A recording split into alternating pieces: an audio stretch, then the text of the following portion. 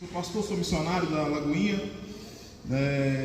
Há 9 anos fui para o Nepal no ano de 2015. O Nepal é um pequeno país que está localizado no sul da Índia, sul da Ásia. Está ali entre a Índia e a China. O Nepal está a 16 mil quilômetros de distância daqui do Brasil, mais ou menos 27 horas de voo para chegar lá. É uma das regiões mais remotas da Terra, é uma das regiões mais difíceis para você chegar aqui no mundo. Deus me chamou para o Nepal no ano de 2015, quando teve um terremoto ali onde morreram mais de 15 mil pessoas. Foram no ano de 2015, no mês de abril, foi exatamente no dia 28 de março de 2015, onde Deus me chamou para o Nepal. Eu lembro que eu estava na minha casa ali, dormindo um sono tranquilo.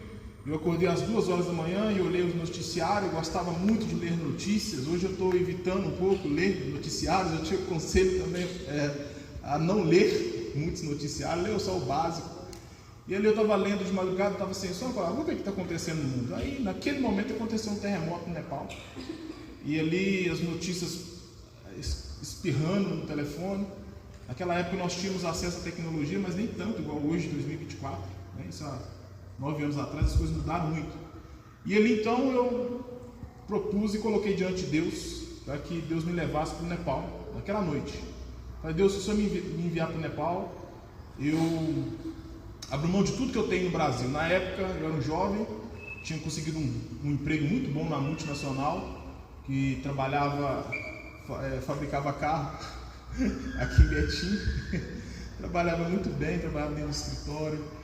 Eu saí de uma cidade muito humilde, né? Então, ali ganhava muito bem para a época, os padrões da época. Para mim era o melhor emprego que eu poderia ter. Eu falei com Deus, se você vier para o Nepal, eu vou. E assim aconteceu. Levantou-se então um pastor lá dos Estados Unidos, da Assembleia de Deus, chamado Glauder de Oliveira. Não o conhecia. Ele me mandou uma mensagem naquela noite falando, Lázaro, meu sobrinho falou de você e eu estou precisando de alguém lá no Nepal. Você quer ir? Eu falei, quero, eu mesmo. E ali então chegamos no Nepal sem falar inglês, sem conhecer nada da cultura. Não sabia que o Nepal ficava na Ásia, irmãos.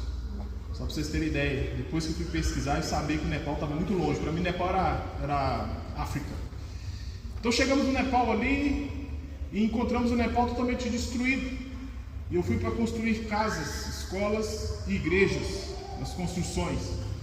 Chegando no Nepal, eu vi o Nepal destruído, os corpos sendo queimados, porque havia uma quantidade imensa de pessoas mortas ainda, e a ONU, muitas organizações estavam deixando o Nepal porque eles tinham desistido de trabalhar na nação, por ser uma nação muito dura e não aceitar em si o trabalho de voluntariado ou qualquer tipo de trabalho. Eles são muito orgulhosos, eles acham que eles não precisam de ajuda.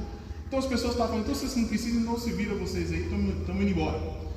E ali eu cheguei, falei, Deus, e aí, como é que eu vou trabalhar com esse povo? Um povo completamente diferente do meu, sem falar meu idioma nem nada. Deus me deu uma estratégia que foi construção de casas.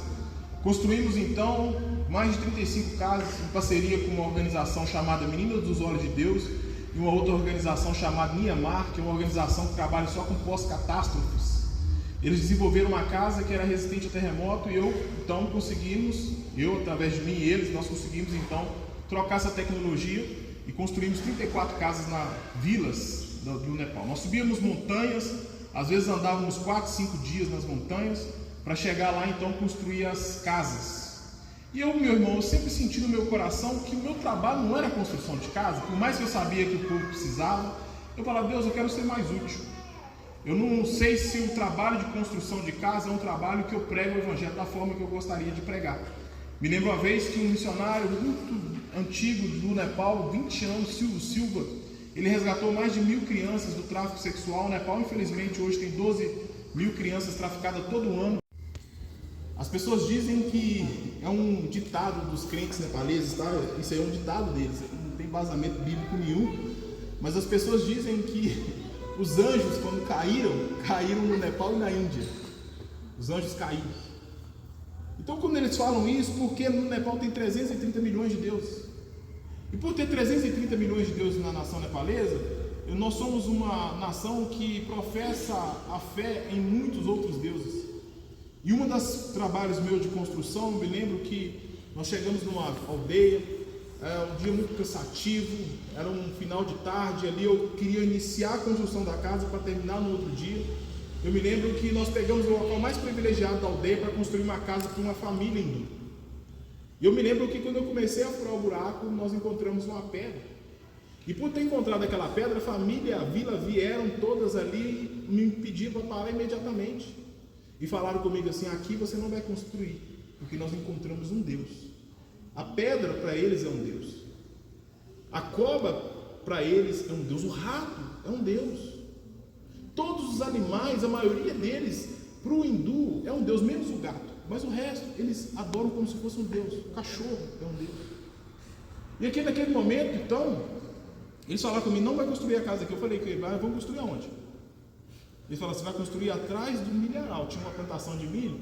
Eu falei: amigo, você não está entendendo. Você vai ter que andar esse negócio todo aqui. A rua está do lado de cá. E ele falou assim: eu prefiro me sacrificar do que atrapalhar ou sacrificar o meu Deus. Você acredita nisso? O Deus dele é o Deus que pede sacrifício. No Nepal, dos 33 milhões de deuses, vem 3 vertentes de Deus, que é o Vishnu, Shiva e Brahma. O Deus mais adorado para eles é o Shiva. Shiva é o Deus da destruição e da pobreza, e da bagunça, da falta de higiene. Quando você assiste um vídeo da comida indiana, vocês não sabem muito bem. Muitas pessoas riem, brincam com aquilo ali, mas aquilo ali é a forma deles cultuar o Deus dele, expressado da forma deles cozinharem. Então o Nepal e a Índia é um país que eles prezam pela sujeira e a destruição. E no Nepal nós temos hoje, infelizmente, uma pedra que eles encontraram lá também, que é formato de uma mão subindo. E essa pedra, eles adoram essa pedra 24 horas e ficam lá adorando, porque eles acreditam que esse Deus ele vai subir da terra e vai destruir o Nepal. Então eles estão ali adorando. Uns deles pedem para que esse Deus venha e destrua o Nepal, para reconstruir o Nepal, e outros estão ali adorando para que esse Deus não levante e não destrua a nação. Nós adoramos um Deus que entregou a vida dele por nós. O nosso Deus é um Deus que se sacrificou no nosso lugar. Eu chego lá e eu apresento esse Deus para eles. Isso é um choque para eles. Você fala: poxa, mas eu não preciso me sacrificar? Eu não preciso ter medo? Não, você não precisa, porque Deus entregou a vida do Filho dele para todo aquele que nele crê não pereça, que tenha a vida eterna.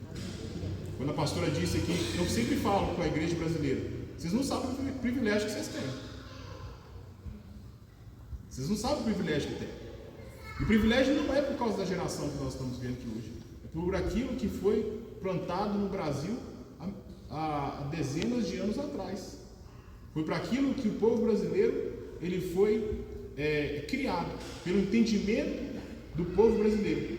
Quando você é um cristão, você senta numa cadeira e você tem aqui total liberdade de adorar a Deus, você não sabe o privilégio que é.